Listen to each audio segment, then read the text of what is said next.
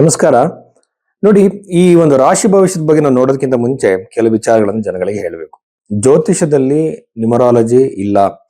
ನಿಮಗೆ ನಿಮ್ಮ mobile number change ಮಾಡ್ಕೊಳ್ಳುವಂತದ್ದು, ನೀವು ಈ ತರ ಕಲರ್ ಬಟ್ಟೆ ಹಾಕೋಬೇಕು ಅಂತ ಕಲರ್ ರೆಮಿಡಿಗಳು, ಅದ್ರ ಜೊತೆಯಲ್ಲಿ ಕಾಸ್ಟ್ಲಿ ಜೆಮ್ ಸ್ಟೋನ್ಗಳು, ಕಾಸ್ಟ್ಲಿ ಪೂಜೆಗಳು ಯಾವುದು ಜ್ಯೋತಿಷದಲ್ಲಿ ಇಲ್ಲ. ಅದೇ ತರ ನಿಮ್ಮ ಭವಿಷ್ಯವನ್ನು ಹೇಳಬೇಕು ಅಂದ್ರೆ ನಿಮ್ಮ ಲಗ್ನ, ನಿಮ್ಮ ಜಾತಕ ಮತ್ತು ನಿಮ್ಮ ಹಸ್ತರೇಖೆಗಳನ್ನ ಎರಡನ್ನೂ ಕಂಬೈನ್ ಮಾಡಬೇಕು. ಯಾಕೆಂತಂದ್ರೆ ನಮ್ಮ ಜಾತಕದಲ್ಲಿ ಹೇಗೆ ಗ್ರಹಗಳಿದೆಯೋ ಹಾಗೆ ಹಸ್ತದಲ್ಲೂ ಕೂಡ ಗ್ರಹಗಳಿದ್ದಾವೆ. ಆ ಗ್ರಹಗಳು ರಾಶಿಗಳು ಕೂಡ ಇದ್ದಾವೆ. ಎರಡನ್ನು ಕಂಬೈನ್ ಮಾಡಬೇಕು. ಈ ಜಾತಕದಲ್ಲಿ ಟೈಮ್ ಮಿಸ್ಟೇಕ್ ಆಗಿದ್ರು, ಡೇಟ್ ಮಿಸ್ಟೇಕ್ ಆಗಿದ್ರು ಸಹ ನಾವು ಹಸ್ತ ಸಾಮುದ್ರಿಕೆಯನ್ನ ಮ್ಯಾಚ್ ಮಾಡಿದಾಗ, ಕಂಬೈನ್ ಮಾಡಿದಾಗ ಬಹಳ ಅಕ್ಯುರೇಟ್ ಆಗಿ ಪ್ರಿಡಿಕ್ಷನ್ ಕೊಡಬಹುದು. ನೀವು ಮದುವೆ ಯಾವಾಗ ಆಗುತ್ತೆ ಅಂತ ಕೇಳಿದಾಗ ಜಾತಕದಲ್ಲೂ ಅದು ಕನ್ಫರ್ಮ್ ಆಗಿ, ಹಸ್ತರೇಖೆಯಲ್ಲೂ ಕನ್ಫರ್ಮ್ ಆಗಿ, ಪ್ರಶ್ನೆ ಶಾಸ್ತ್ರದಲ್ಲೂ ಕನ್ಫರ್ಮ್ ಆಗ್ಬೇಕು. ತುಂಬಾ ಜನ ನಾವು ಜ್ಯೋತಿಷ ಹೇಳ್ತೀವಿ ಅಂತಾರೆ. ಬಟ್ ಜ್ಯೋತಿಷ್ಯದ ಬೇಸಿಕ್ ನಾಲೆಡ್ಜು ತುಂಬಾ ಜ್ಯೋತಿಷರುಗಳಿಗೆ ಇಲ್ಲ. ಒಂದು ಪ್ರೆಡಿಕ್ಷನ್ ಕೊಡೋದು ಹೇಗೆ ಅಂತ ಬಹಳಷ್ಟು ಜನಕ್ಕೆ ಗೊತ್ತಿಲ್ಲ. ಇದು ಒಂದು ಬಹಳ ಸೀರಿಯಸ್ ಆಗಿರುವಂತ ವಿದ್ಯೆ. ಇಲ್ಲಿ ಬಂದು ಅನವಶ್ಯವಾಗಿ ಏನೇನೋ ಬಾಯಿಗೆ ಬಂದಂತೆಲ್ಲ ಮಾತಾಡಿ ಫೇಮಸ್ ಆಗಕ್ಕೆ ನೋಡ್ತಾರೆ. ಬಟ್ ಅದು ಜ್ಯೋತಿಷ ಆತರ ಬಹಳ ಸೀರಿಯಸ್ ಆಗಿರುವಂತ ವಿದ್ಯೆ. ಇದು ಹೇಗೆ ಆಧ್ಯಾತ್ಮಿಕ ವಿಚಾರಕ್ಕೆ ಕನೆಕ್ಟ್ ಮಾಡುವಂಥದ್ದು. ನಿಮ್ಮ ಜೀವನ ಯಾವ ಹಂತದಲ್ಲಿ ಹೋಗ್ತಾ ಇದೆ ಆಧ್ಯಾತ್ಮಿಕ ವಿಚಾರ ಕಂಡುಹಿಡಿಯೋದಕ್ಕೋಸ್ಕರ ಋಷಿಗಳು ಕಂಡುಹಿಡಿದಿರುವಂತಹ ಒಂದು ವಿದ್ಯೆ. ಸೊ ಹಾಗಾಗಿ ಈ ರೀತಿಯಲ್ಲಿ ಸೈಂಟಿಫಿಕ್ ಆಗಿ ನೋಡಿದಾಗ ಮಾತ್ರ ನಿಮ್ಮ ಪ್ರೆಡಿಕ್ಷನ್ ನಿಜ ಆಗುತ್ತೆ. ಸುಮ್ಮನೆ ರಾಶಿಯಿಂದ, ಸುಮ್ಮನೆ ನೀವು ಹುಟ್ಟಿರೋ ಡೇಟ್ ಇಂದ ಯಾವುದು ಗೊತ್ತಾಗಲ್ಲ. ಸೊ ಇದನ್ನ ತಿಳ್ಕೊಳ್ಳಿ. ಭೈರವಿ ಅಷ್ಟೋದಲ್ಲಿ ಈ ರೀತಿ ಹಸ್ತರೇಖೆ ಮತ್ತು ಜಾತಕ ಎರಡನ್ನು ಕಂಬೈನ್ ಮಾಡಿ ನೋಡೋದಕ್ಕೆ ನೀವು ಕನ್ಸಲ್ಟೇಷನ್ ಬುಕ್ ಮಾಡಿ. ಮಕರ ರಾಶಿ 2026 ಜುಲೈ ತಿಂಗಳ ಈ ವಾರದಲ್ಲಿ ಮಕರ ರಾಶಿಯಲ್ಲಿ ಜನಿಸಿದಂತವರ ಶುಭ ಅಶುಭ ಫಲಗಳನ್ನು ಏನು ಅಂತ ನೋಡೋಣ.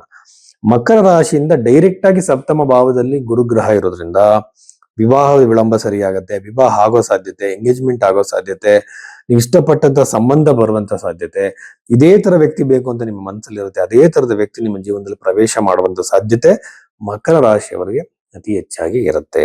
ಹಾಗೇನೆ ಷಷ್ಠಾಧಿಪತಿ 7ನೇ ಮನೆಯಿಂದ ಮದುವೆ ಎಂಗೇಜ್ಮೆಂಟ್ ತನಕ ಬಂದು ಅಲ್ಲೆಲ್ಲ ಕಿರಿಕಿರಿಗಳು, ಜಗಳಗಳು ಜಾಸ್ತಿ ಆಗುತ್ತೆ.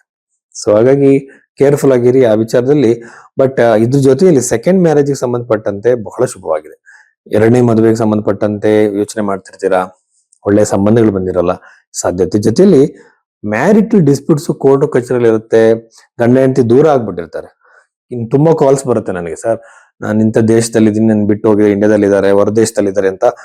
ಇಂಥವರು ಒಂದು ಆಗುವಂತ ಸಾಧ್ಯತೆ ಈ ಮಕರ ರಾಶಿಯಲ್ಲಿ ಜನಿಸಿದಂತವ್ರಿಗೆ. ಮ್ಯಾರಿಟಲ್ ಡಿಸ್ಪ್ಯೂಟ್ಸ್, ವೈವಾಹಿಕ ಜೀವನದ ಯಾವುದೇ ಸಮಸ್ಯೆಗಳು ಬಿಡುಗಡೆ ಆಗುವಂತ ಸಮಯ ಮಕರ ರಾಶಿಯವರಿಗೆ ಬಂದಿದೆ ಅಂತ ಹೇಳ್ಬೋದು. ಅಷ್ಟಮದಲ್ಲಿ ಕೇತು ಇರೋದ್ರಿಂದ ಯೂಶುವಲ್ ಆಗಿ ನಿಮಗೆ ಕಿರಿಕಿರಿಗಳಾಗುತ್ತೆ. ಅಷ್ಟಮದಲ್ಲಿ ಶುಕ್ರ ಗ್ರಹ ಇದ್ದಾನೆ. ಶುಕ್ರ ಅಷ್ಟಮದಲ್ಲಿದ್ದಾಗ ಪ್ರೇಮಿಗಳಲ್ಲಿ ಅನಾವಶ್ಯಕ ಜಗಳ, ಚೆನ್ನಾಗಿದ್ದವ್ರು ದೂರ ಆಗೋದು. ಇಷ್ಟು ವರ್ಷ ನಾವು ಇಷ್ಟಪಟ್ಟಿದ್ವಿ ಸರ್, ಈಗ ಇದ್ದಕ್ಕಿದ್ದಂಗೆ ದೂರ ಆಗಿದ್ದಾರೆ, ಮಾತಾಡಿಸ್ತಿಲ್ಲ, ನನ್ನ ಬ್ಲಾಕ್ ಮಾಡಿದ್ದಾರೆ ಅಂತಾರೆ. ಈ ಪಾಸಿಬಿಲಿಟೀಸ್, ಈ ಚೇಂಜಸ್, ಈ ಪ್ರಾಬ್ಲಮ್ಗಳೆಲ್ಲ ನಿಮಗೆ ಈ ಒಂದು ಮಕರ ರಾಶಿಯಲ್ಲಿ ಜನಿಸಿದಂತವ್ರಿಗೆ ಇರುತ್ತೆ. ಅದು ಸರಿಯಾಗುವಂತ ಸಾಧ್ಯತೆ ಇರುತ್ತೆ. ಬಟ್ ಇದನ್ನು ಕೇರ್ಫುಲ್ ಆಗಿ ಗಮನಿಸಬೇಕು. ಸಪ್ತಮ ಯಾವಾಗಲೂ ಗಂಡ ಹೆಂಡತಿಗೆ ಸಂಬಂಧಪಟ್ಟಂತೆ, ಪಂಚಮ ಮಾತ್ರ ಪ್ರೇಮಿಗಳಿಗೆ ಸಂಬಂಧಪಟ್ಟಿದ್ದು. ಪಂಚಮಾಧಿಪತಿನೇ ಅಷ್ಟಮದಲ್ಲಿ ಬಂದಾಗ ಯೂಶುವಲ್ ಆಗಿ ಪ್ರೇಮಿಗಳು ದೂರ ಆಗ್ತಾರೆ. ಅನವಶ್ಯಕ ಓಡಾಟ, ತಿರುಗಾಟದ ಜೊತೆಯಲ್ಲಿ ಕರಿಯರ್ ಅಂತ ಬಂದಾಗ ಕರಿಯರ್ ಅಲ್ಲಿ ಉತ್ತಮವಾಗಿರುವಂತಹ ಅನುಕೂಲಗಳಿದೆ. ದಶಮದಿಂದ ಅಷ್ಟಮ ಭಾವದಲ್ಲಿದ್ದಾನೆ ಕುಜಗ್ರಹ. ಭವತ್ ಭಾವಂ ಅಂತಾನೆ. ಭವತ್ ಭಾವಂ ಅಂತಂದ್ರೆ ಅಲ್ಲಿಂದಲೇ ನೋಡುವಂಥದ್ದು ಭಾವ ಫಲವನ್ನ. ಹೀಗಿದ್ದಾಗ ನಿಮಗೆ ಕರಿಯರ್ ಅಲ್ಲಿ ಸಡನ್ ಚೇಂಜಸ್, ಕಿರಿಕಿರಿ, ಜಗಳ, ಹೊಡೆದಾಟಗಳು ಕೂಡ ನಿಮ್ ಕೆಲಸ ಮಾಡುವಂತ ಜಾಗದಲ್ಲಿ ಆಗ್ಬೋದು. ಕೇರ್ಫುಲ್ ಆಗಿರಿ, ಮನಸ್ಸನ್ನ ಕಂಟ್ರೋಲ್ ಇಟ್ಕೊಳ್ಳಿ.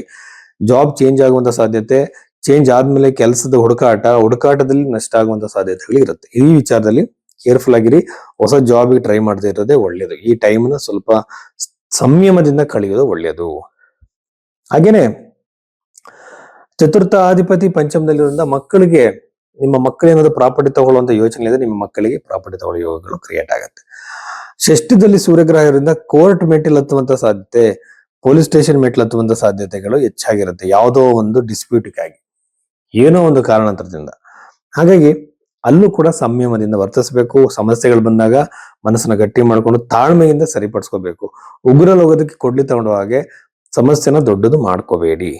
ಇಷ್ಟು ವಿಚಾರಗಳು ಮಕರ ರಾಶಿಯಲ್ಲಿ ಜನಿಸಿದಂತವರಿಗೆ.